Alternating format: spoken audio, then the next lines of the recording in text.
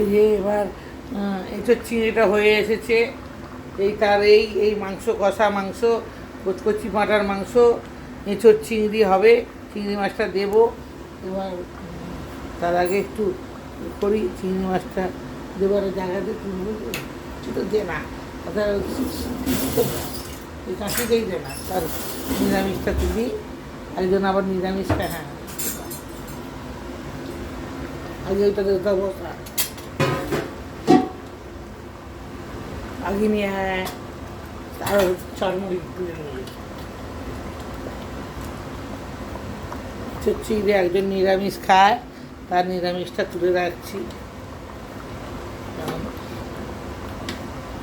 চিংড়ি মাছ দিলে মাছ খায় না।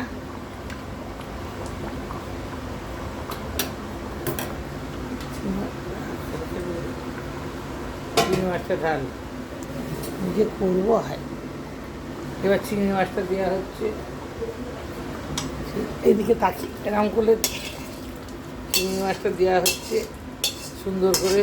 আবার মুছিয়ে পরিষ্কার করে দেওয়া, মুছিয়ে পরিষ্কার করে দেওয়া হয়।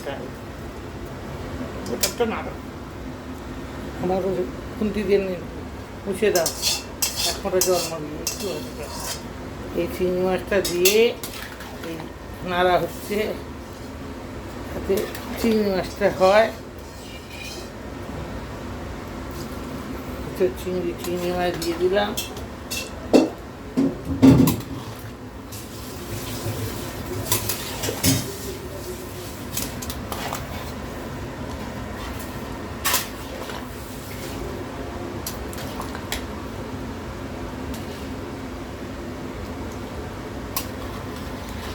এবার দেখতো নুনটা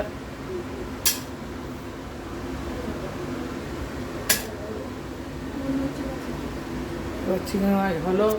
এবার একটু গরম মশলা, ঘিটা বার কর, ছোটো ঘি, গরম মশলা দেবো। গরম মশলা দিচ্ছি।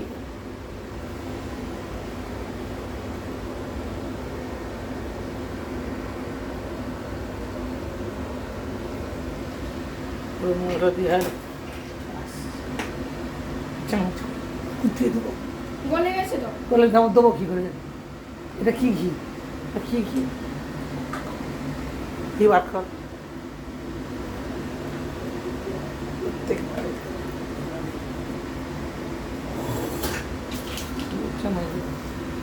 ধর ঘি চাইলে কোন ঘি দিতে হবে? এই ঘি দিচ্ছি।